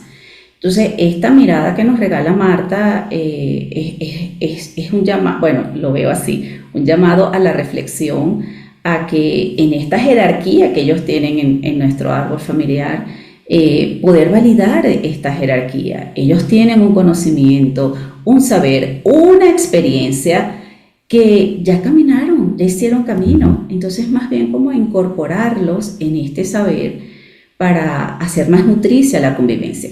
También es importante tomar en cuenta que la vejez tiene una connotación en nuestros días muy distintas a épocas anteriores. Ahorita el promedio de sobrevivencia en edad biológica pues es mucho mayor que antes. Estamos hablando que en muchos países el adulto mayor es a partir de los 60 años, pero el promedio de vida está sobre los 70, 75 años. Entonces, la vejez pues va a presentar es una etapa pues muy diversa y cada persona pues envejece también de manera muy distinta, Sí. depende pues de sus hábitos de vida, etcétera, ¿no? Pero en una mirada general, infantilizar perdón, al adulto mayor es es coartarlos de sus habilidades y sus capacidades tanto mentales como afectivas. Me gustó la imagen, Marta, del río que se hace en la montaña y baja al mar. Bueno, me vienen incluso los versos de Jorge Manrique por la muerte de su padre, ¿no? Nuestras vidas son los ríos que van a dar al mar, que es el morir. Después de oír el comentario de Iraida, si nos apegamos a tu imagen, está ocurriendo al revés, algo contra natura, ¿verdad? El río se está devolviendo a su origen. ¿Por qué se da eso que podríamos calificar de disparate? ¿Cómo se puede dar algo tan absurdo? Mira, me dejas pensando porque hace tiempo yo en la práctica clínica lo que observo es que, por ejemplo, los hijos ya vienen con una chip para la tecnología. Cuando ellos se paran en esta sabiduría, es muy fácil que vean a nosotros, a los que tenemos otra información y otro ritmo para acceder a la tecnología, como menos, como un poco discapacitados para ciertas cosas. Incluso he visto cómo se desesperan los hijos al querer explicar a sus padres o abuelos, ¿no? Cómo se usa el tema de las pantallas o las redes. Esto que parece un ejemplo sencillo hace que los chicos se paren en un lugar por arriba de los padres. Y desde ahí, quizás sin conciencia de ello, es como verlos menos que, o no tan hábiles como ellos mismos y rápidos son para la tecnología. Entonces, en la información sistémica se dice que hay una forma de amar que es a través del amor ciego. Entonces yo lo hago porque es lo mejor para todos. Otra forma es cargar culpas, enfermedades, destinos, injusticias que han pasado a los padres o a los que nos antecedieron, como un acto de amor. Yo te ayudo. Y el yo te ayudo ahorro ese sufrimiento. Pero el otro amor, que es el con ojos abiertos, un amor consciente, es entender justo lo que dice Iraida. Ellos son los que llegaron antes y tienen la experiencia y la fuerza porque ya han vivido más que nosotros. Entonces, mirarnos con esta mirada de amor consciente es también devolverles su dignidad, es tratarlos con respeto, es darles su lugar. Entonces el sistema se equilibra nuevamente. A ver, ¿en qué momento? Porque todo ha cambiado, ¿no? Yo no sé si ha cambiado porque los que envejecemos hablamos en primera persona, ¿verdad? Antes era muy distinto hablar de los mayores porque eran otros, pero hablar de los mayores hoy es hablar de mí. Entonces yo tengo necesariamente una mirada benévola en lo que a mí respecta, ¿verdad? Pero Iraida, ¿de qué edad estamos hablando? Porque 60 es el adulto mayor. Aquí en Estados Unidos, hace rato ya que yo soy un senior citizen, como llaman, pero a mí, si alguien me llega a hablar así como si yo fuera un bebecito, me voy a sentir un poco mal. ¿De qué edades estamos hablando, Iraida? Sí, mira, si miramos los apuntes de la OMS, de la Organización Mundial de la Salud, estamos hablando que el adulto mayor se estima que comience a partir de los 60, entre los 60 y 74 años. Se llama anciano a partir de los 75, en el rango de los 75-90, y anciano longevo a partir de los 90 años, ¿no? Digamos, un estándar desde este señalamiento que hace la OMS, ¿no? La Organización Mundial de la Salud. Ahora, en estas edades, como en la cultura y también estructura sociopolítica, se está pues desarrollando estas vidas. digamos que la manera de manejar el adulto mayor en Europa es distinta en Latinoamérica. Los mismos programas sociales, psicosociales que se abren a las comunidades y sociedad en general, distan. Hay empleos que, digamos que en Latinoamérica todavía es empleable un adulto mayor en términos institucionales, porque bueno, también sabemos que los emprendimientos no hay edad, ¿no?, para desarrollarlos. Pero en Europa no, en Europa es complejo contratar institucionalmente a una persona ya catalogada como adulto mayor, ¿no?, entre 60 y 74 años. Entonces sí varía mucho de la región. Sin embargo, desde el punto de vista psicológico, lo que va sucediendo en la dinámica familiar sí es un llamado de atención y digamos que extender la invitación a que miremos al adulto mayor en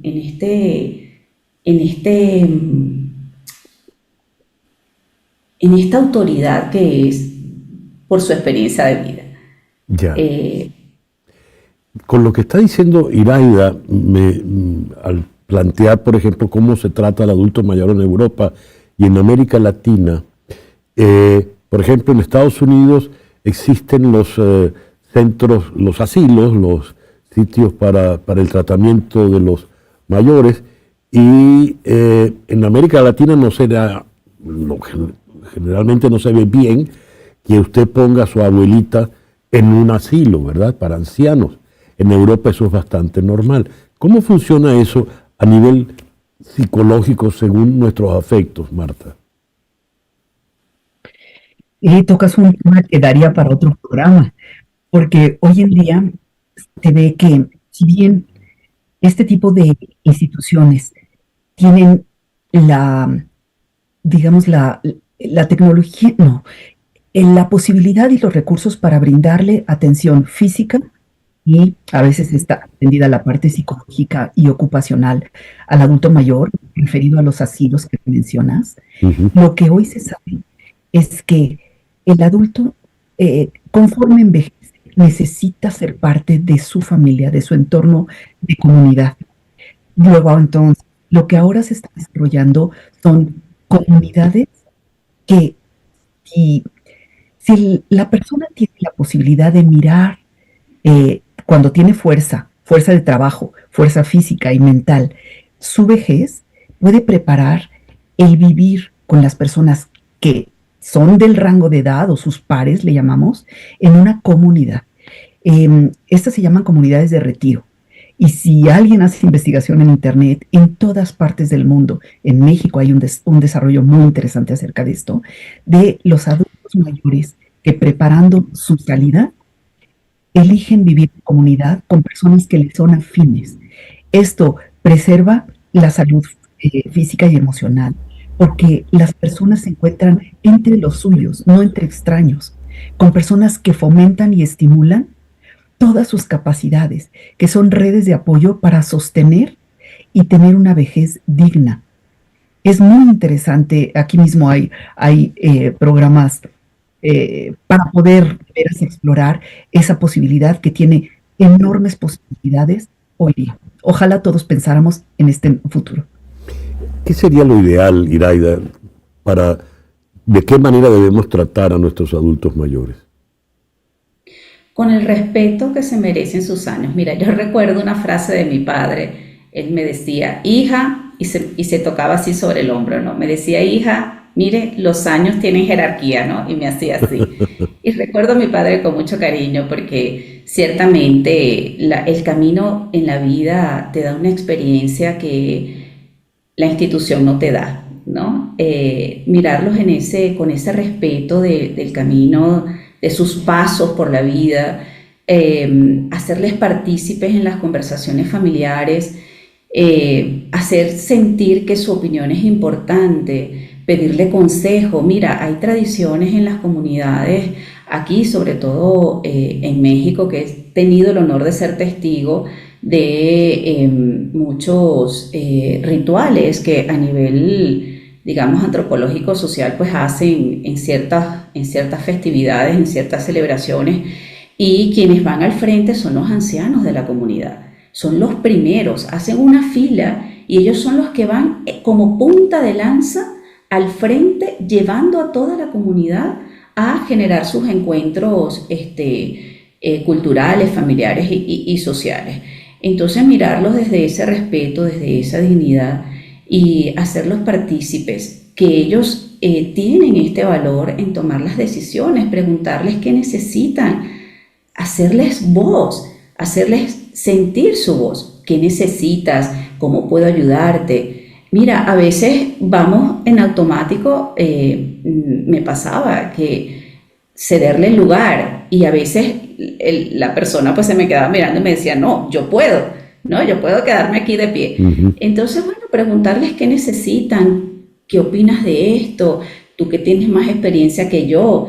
Y fíjate, esta visión de la que habla Marta, de juntarse en comunidad desde sus intereses afines, es maravilloso, porque entonces desde lo que tú hiciste, desde lo que en tus años de juventud, como operativamente pues tenías este conocimiento, este saber, esta experiencia, entonces se juntan y genera en esta comunidad no solamente en conocimiento, sino que también se convierte en una oportunidad de intercambiar experiencias, de intercambiar opiniones, y eso ayuda muchísimo a todo ese proceso cognitivo que se va desarrollando y que si lo dejamos dormido, pues es lo que va más bien envejeciendo esa calidad de vida del adulto mayor. Entonces la sobreprotección no ayuda, invalida, genera obstrucción en los procesos cognitivos e inclusive en su motricidad gruesa. Si tú le haces todo, si tú lo regresas a esas edades en donde yo te hago, yo te sirvo, yo esto, lo otro, mira, si la persona tiene la fuerza física, es importante que dejarles esa autonomía y estar atentos a sus necesidades desde su propia voz, desde lo que van pidiendo, desde lo que van ellos reportando. Marta, Iraida, muchísimas gracias por estos minutos en la mañana de hoy. Han sido muy amables. Muchas gracias. Es un honor. Gracias, maestra. Las psicólogas Marta Ortiz e Iraida Moreno Luna, ambas en Ciudad de México. Son las 10:33 de la mañana. Hacemos una pequeña pausa y ya regresamos en conexión.com. Y a las 10:37 vamos a Lima, donde está el internacionalista Francisco Belaúnde, quien presenta Hablemos del Mundo. Francisco, muy buenos días, muchas gracias por estar con nosotros en la mañana de hoy. Gracias, César Miguel, por la invitación. Un gusto estar nuevamente contigo. A ver, ¿qué es esta isla Santa Rosa en pleno río Amazonas que ha generado un conflicto entre Perú y Colombia? A ver, básicamente en realidad es la isla Chinería, ¿no? O sea, cuando el Perú y Colombia definen sus fronteras tras un tratado en 1922, después hubo una atribución por parte de una comisión binacional que dispuso cómo serían las fronteras, cómo se repartirían las islas, porque el Amazonas efectivamente es un río y hay islas, y entonces atribuyeron las islas, y la famosa isla Chinería está del lado peruano, se la atribuyeron al Perú. Lo que ha pasado es que, como claro, el río Amazonas se va moviendo, ¿no? Va cambiando de forma, en fin. Entonces lo que pasó un momento dado es que la isla Chinería de alguna manera se desgajó una parte, que es lo que se llama Santa Rosa, ¿no? Se desgajó en el sentido que una parte del río pues como que dividió, ¿no?, esa parte con el resto de la isla. Y después, se unieron nuevamente, ¿no? Se unieron nuevamente.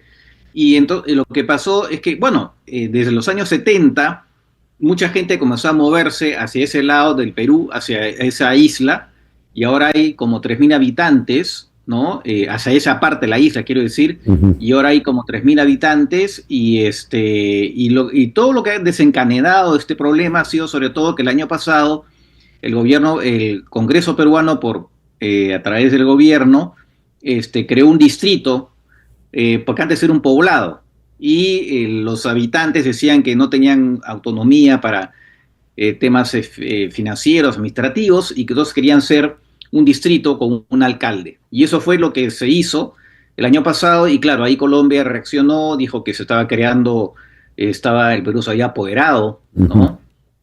De una isla una supuesta isla que tenía que ser en realidad adjudicada por una comisión, ¿no? El problema es que eso que estaba encapsulado a nivel diplomático saltó, digamos, de manera escandalosa por el señor Petro, que de manera más bastante imprudente, pues se lanzó una serie de discursos, ¿no? Ultranacionalistas, ¿no? Claro. Vamos ahora al detalle Petro, ¿verdad? Que no puede, no lo podemos, le pone un tono especial a todo esto. Él dice, han surgido islas al norte de la línea más profunda actual del río Amazonas y el gobierno peruano simplemente se las ha apropiado por ley y ha situado la capital de un municipio en tierras que por tratado le pertenecen a Colombia. ¿Qué está buscando el señor Petro? Y en todo caso, ¿qué le responde la señora Boluarte? A ver, Petro obviamente quiere distraer de sus problemas internos, ¿no?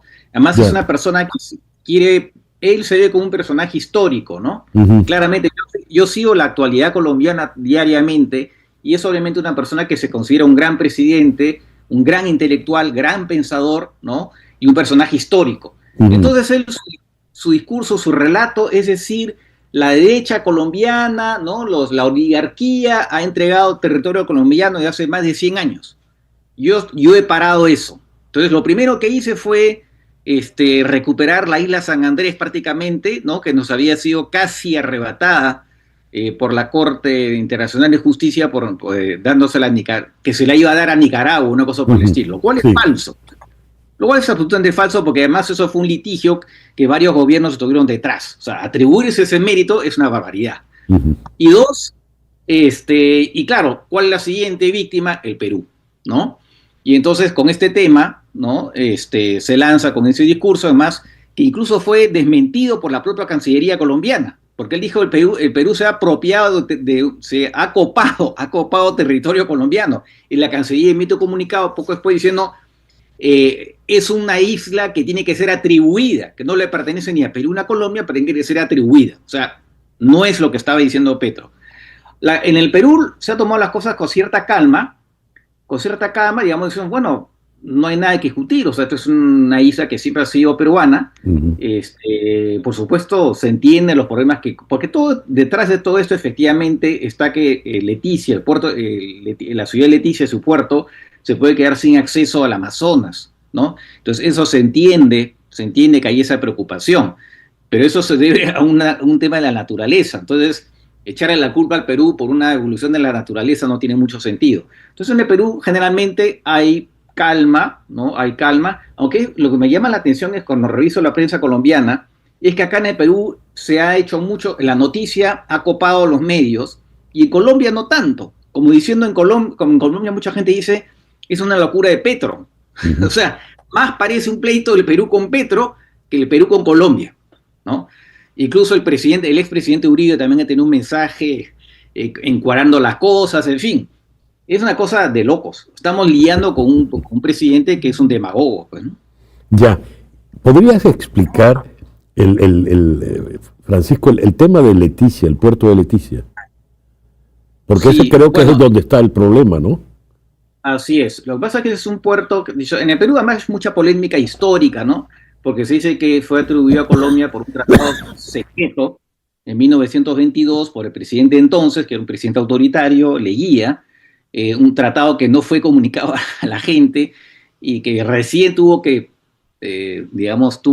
¿cómo se llama?, hacerse público unos años después, ¿no? Y se dice que lo hizo por presión de Estados Unidos, en fin, bueno, no voy a volver sobre eso. El tema de Leticia, efectivamente, aparentemente lo que está pasando es que el río, claro, evoluciona, y además el tema del cambio climático, en fin, cosas por el estilo, hace que finalmente pareciera que Leticia parece que va a perder acceso al río, ¿no? O sea que el río se está desplazando hacia el Perú de alguna manera.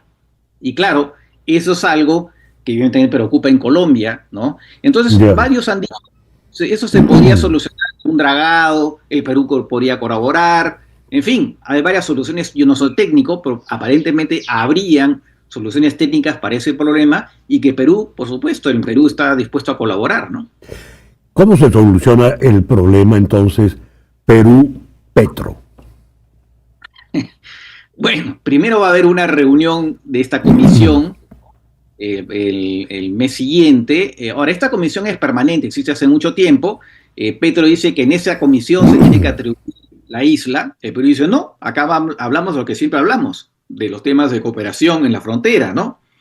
Ahora, si Petro insiste, eventualmente podría intentar llevar el caso a la Corte Internacional de Justicia, ¿no? El Perú no quiere llegar a ese extremo, pero bueno, si Petro insiste, tal vez en un momento dado no quede otra que eso dirima la Corte Internacional de Justicia. Pero yo creo que lo más razonable sería efectivamente encontrar una solución entre los dos países, que el Perú apoye a Colombia en lo que sea posible para, para que Leticia no se quede sin puerto, ¿no? Y ver, pues, ¿no? Qué cosas, claro, obviamente sin que eso implique entregar parte del territorio peruano, ¿no? Pero yo creo que por ahí tendría que ser la solución finalmente, ¿no? Claro, lo que me queda muy claro en todo esto es que el problema no es el río, sino Petro, ¿no? Sí, claro, el problema es Petro. Sí. Es una cosa que Petro se le ha metido en la cabeza y que quiere utilizarlo políticamente, ¿no? De interno, ¿no? Obviamente. Francisco, muchísimas gracias por estos minutos en el programa de hoy. Nada, encantado. Francisco Belaúnde, internacionalista, desde la ciudad de Lima. 10:46 de la mañana. En el corazón de Córdoba, una de las joyas arquitectónicas más visitadas de España, acaba de demostrar que la historia y la cultura también saben resistir.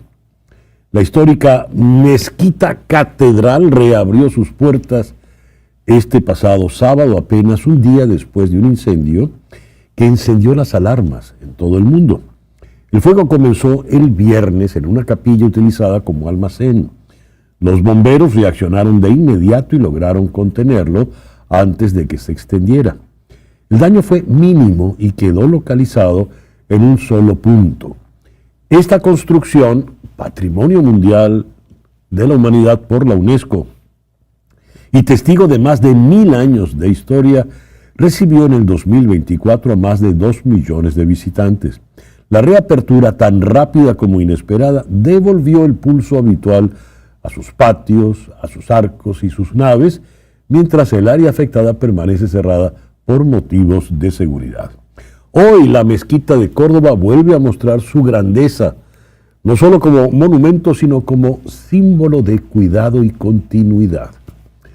Porque un patrimonio vivo no se detiene, se protege y sigue contando su historia día tras día. 10:47 de la mañana. Le damos ahora la bienvenida al ingeniero Horacio Medina, quien preside la Junta ad hoc, la Junta Directiva ad hoc de PDVSA. Horacio, muy buenos días. Muchas gracias por atender nuestra invitación en esta mañana. Buenos días, César Miguel. Gracias a ti y a toda tu audiencia por permitirme conversar con ustedes. Pues. Salvemos a Citgo. Este es un documental que se ha hecho con el auspicio de la Junta Directiva ad hoc. ¿De qué trata este documental? Bueno, fíjate, César Miguel, esa es una parte condensada, una primera parte condensada, que es de un documental bastante más extenso, que pretende contar la historia de alguna manera, básicamente, de lo que es PDVSA, 25 años, 75-2000, 2000-2025, los otros 25. Pero produjimos a muy corto plazo por la situación compleja que estábamos desde el punto de vista legal, desde el punto de vista judicial, para producir una serie de conceptos, de opiniones, de gente que ha estado trabajando en esto, como por parte de la Procuraduría, algunas otras personas que han estado colaborando con nosotros y, por supuesto, por la opinión de la Junta Administradora ad hoc de PDVSA. Este es un documental de 15 minutos, básicamente, que ya está circulando. Pero, repito, es parte de uno bastante más extenso que estará circulando quizás a mediados del mes de septiembre. Yendo a la situación puntual, salvemos a Citgo. ¿Citgo es salvable? César Miguel, mira, esto ha sido recurrente desde hace mucho tiempo y es perfectamente lógica tu pregunta. Desde el año 2019, la percepción que había, yo no estaba allí, pero estaba muy cercano, la percepción que había es que Citgo estaba perdida. Definitivamente no era si se iba, sino que estaba perdida. La decisión del gobierno interino, y esto es muy importante, que se toma en el momento de decir, bueno, vamos a hacer lo posible por salvarla, era porque había una creencia de que se iba a producir un cambio inminente en el modo de conducción del país, conducción política me refiero. Y en ese momento era muy importante lo que podría contribuir Citgo para que eso ocurriera. En el paso del tiempo no ocurrió el cambio, no ocurrió la transición, no hay cambio en el modelo político en la conducción del país hasta el momento, pero Citgo ha venido evolucionando de una manera muy positiva y hoy día se hace mucho más importante para aquellos que, como yo, creemos que se va a producir ese cambio. Si no tuviésemos esa creencia, no tendría sentido salvar a Citgo, porque no habría nada que salvar. ¿Para qué? Entonces, nosotros nos mantenemos firmes en esto porque creemos que se va a producir el cambio. Y por lo tanto, seguimos insistiendo en que hay que mantener a Citgo en las manos venezolanas. Tu pregunta, ¿crees tú que es salvar? Por supuesto que lo creo. Por supuesto que lo creo. Hemos hecho todo lo que está dentro de lo posible en el marco legal y constitucional de los Estados Unidos. Nos hemos ganado algunos epítetos como el del juez, que nos dice recalcitrante, porque todo lo apelamos, todo lo recurrimos, y esa es nuestra labor. Ahora bien, obviamente también por otro lado, hemos hecho otro tipo de trabajo. No es para nadie un secreto, ni tengo por qué negarlo. En los Estados Unidos no solo que es legal, sino imprescindible hacer lobby político, me refiero. Lo hemos hecho, lo seguimos haciendo, lo estamos haciendo y lo continuaremos haciendo. Y además, bueno, desde el punto de vista comunicacional, hemos tratado de informar al país de cuál es la realidad. El 18 de agosto es una fecha compleja, sí, es una fecha compleja. El juez Stark va a hacer el hearing, la audiencia, para escuchar las objeciones que hay contra esa primera selección que existe en el momento, que es Gold Reserve, todo el mundo lo sabe, y nosotros tenemos serias objeciones, hay otros acreedores con objeciones, las partes de la República tienen objeciones, y esa es la situación. En 18 pensamos que puede extenderse más de un día, pensamos nosotros. El juez Stark tendrá después que tomar la decisión. ¿Puede tomar una decisión ese día? Sí, la puede tomar. Yo no puedo decir que no, pero parece complicado porque hay objeciones serias que debería considerar. ¿Eso significa el fin?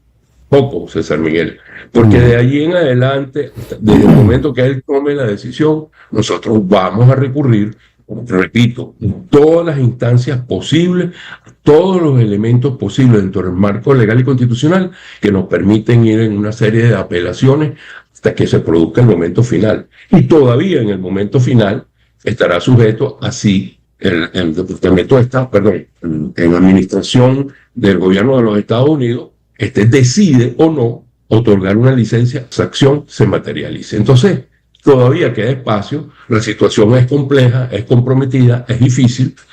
Yo quiero recordarle, porque hay muchos que piensan que esto es culpa del gobierno interino. Por el amor a Dios, o sea, esto es producto de las expropiaciones, de los impagos y de la negligencia que ocurrieron de Chávez y Maduro. Desde el año 2019 por acá no hay ningún caso nuevo, no hay nada que vaya en contra del gobierno interino. Y esa es la realidad. Todavía queda espacio.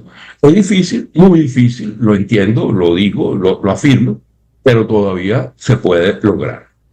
¿Por qué no tiene injerencia el régimen venezolano en todo esto? Es decir, Nicolás Maduro. Porque dejó de ser reconocido en el año 2018-19, cuando se produce ese no reconocimiento de su asunción al poder el 10 de enero del año 2019. Recuerda que ni la Unión Europea ni muchos países como los Estados Unidos reconocieron esto, porque estaba basada en una elección ocurrida en el mes de mayo que fue considerada fraudulenta. Y no hubo repetición de elecciones, que era la petición que en ese momento existía desde la Unión Europea, que siempre ha sido tan laxa, tan complaciente.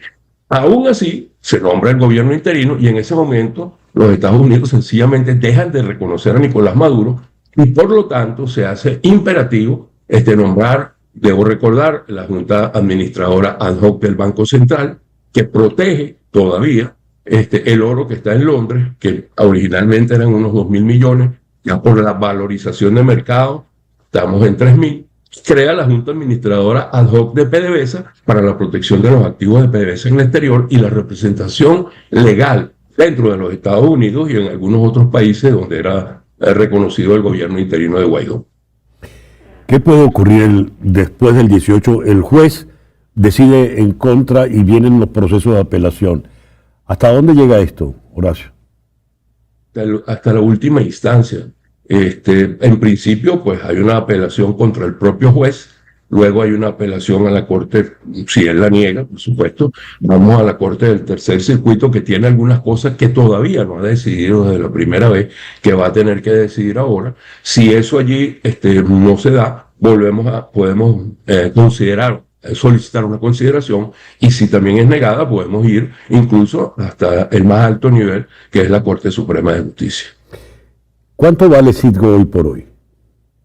Bueno, mire, César Miguel, yo siempre he dicho que el valor de la empresa es el valor que el mercado te otorga. Sin embargo, de acuerdo con las estimaciones que han hecho expertos en la materia, tanto del lado de Citgo como del lado del juicio, de la venta forzada, vale decir, el Special Master, el juez auxiliar que lleva a cargo el proceso, el valor de Citgo podría estar en algún lugar entre 13.000 y 18.000 millones, versus los 4.500 o 5.000 que tenía en el año 2019. Y a diferencia de que tienes una empresa absolutamente saneada, transparente, clara, que no tiene ningún tipo de cuestionamiento y que hoy día tiene un flujo de caja operacional, digamos, para llevar su operación, cerca de 2.000 millones de dólares, y en el año 2019 era apenas 300, lo cual la hacía prácticamente una empresa en quiebra. De modo que hoy Citgo tiene un gran valor, pero no por el valor que tiene en el mercado, no por los aportes del flujo de caja que puede hacer.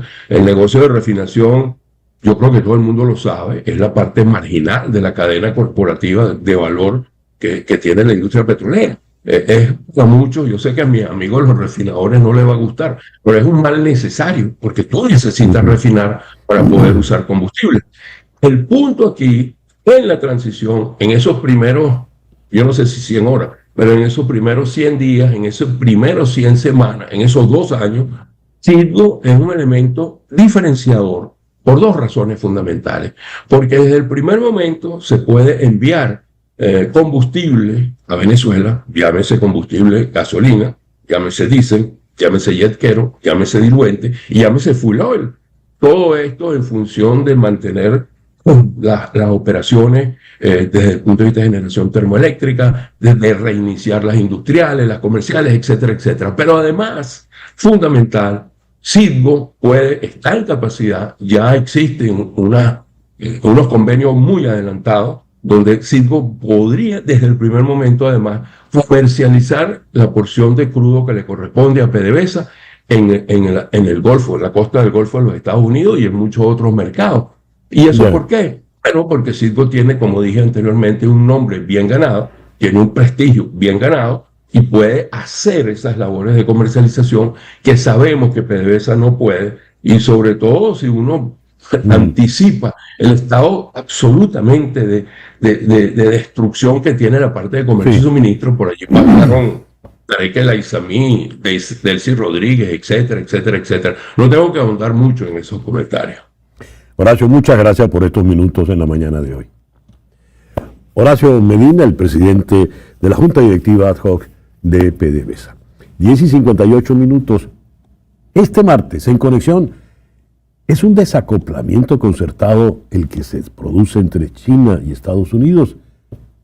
Este martes, en Conexión. Gracias, pues, por permitirnos estar allí. Tengan todos el mejor día posible. En Conexión fue una producción de Floralicia Anzola desde 360 Content para TVV Network en los estudios de éxitos Miami 107.1 HD2. con Laura Rodríguez en la producción general, Mariel Sofía Rodríguez en la producción informativa, Carlos Prato en los controles y ante el micrófono, quien tuvo el gusto de hablarles, César Miguel